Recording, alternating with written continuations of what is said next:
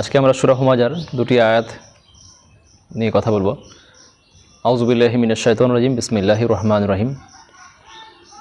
ওয়াইলুল লিকুল্লি হুমাজাতিল লুমাজা। আল্লাহ তাআলা বলছেন, ধ্বংস সেই প্রত্যেক ব্যক্তির জন্য যারা মানুষের সামনে এবং পিছনে গীবত করে, অর্থাৎ তার ব্যাপারে কোনো মন্দ আলোচনা করে, সামনে হতে পারে পিছনে হতে পারে। এবার সাহাবীরা জিজ্ঞেস করলেন, ইয়া রাসূলুল্লাহ, যদি সেই গুণটা তার মধ্যে থাকে? আল্লাহ রাসূল বললেন, যদি তার মধ্যে সেই গুণটা থাকে তাহলে সেটা তাও গীবত, আর যদি না থাকে তাহলে সেটা আবার বুহতান অর্থাৎ অপবাদ হয়ে যাবে। তাই গীবত থেকে আমাদের সচেতন থাকতে হবে। আর গীবতের একটা বিষয়টা এমন হয়ে গেছে, এতটা কমন হয়ে গেছে বিষয়টা, যে আজ দুজন ব্যক্তি বসলেই তৃতীয়জন সম্পর্কে গীবত, তিনজন ব্যক্তি বসলে চতুর্থজন সম্পর্কে গীবত। এটা শুধুমাত্র যে কোনো খারাপ মজলিসে বসে গীবত হয় তা নয়। এখন গীবতটা এত সস্তা হয়ে গেছে যে আজ দুজন যদি ভালো ব্যক্তি বসে থাকছে, বিশিষ্ট ব্যক্তি, তারপরেও সেখানে গীবত হচ্ছে। আল্লাহ বিরুদ্ধে পরিচালিত না থাকার কারণে এগুলো হয়ে থাকে। তাই আমাদেরকে আল্লাহর প্রতি পুরোপুরি তাওয়াক্কুল ভয় রাখতে হবে যে আমাদেরকে প্রত্যেকটা মুহূর্তে আল্লাহ তাআলা তিনি দেখছেন, তিনি আমাদের আমলগুলো শ্রবণ করছেন এবং লিখিত আকারে সেগুলো পেশ করা হবে কিয়ামতের দিনে।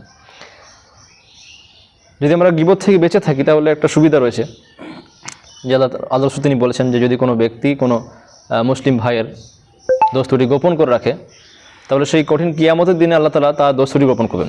দুনিয়াতে গোপন করবেন, উপরন্তু আবার কিয়ামতের দিনে গোপন করবেন।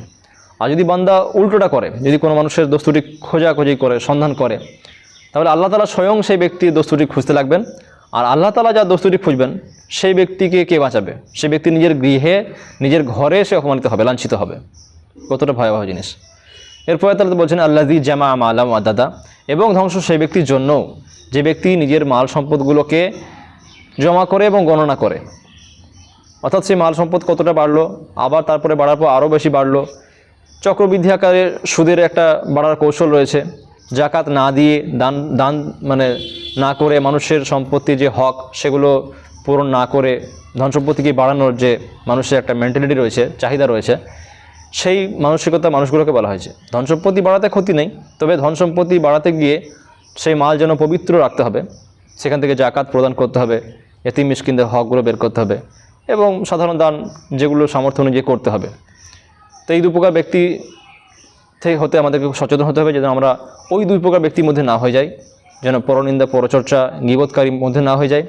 এবং ধন সম্পদ যদি থাকে আলহামদুলিল্লাহ ভালো কথা, সেই ধন সম্পদ যাতে করে আমরা শুধুমাত্র জমা করব ভবিষ্যতের জন্য, এই মানসিকতা যেন না পোষণ করি। আল্লাহ তাআলা আমাদেরকে তৌফিক দান করুক।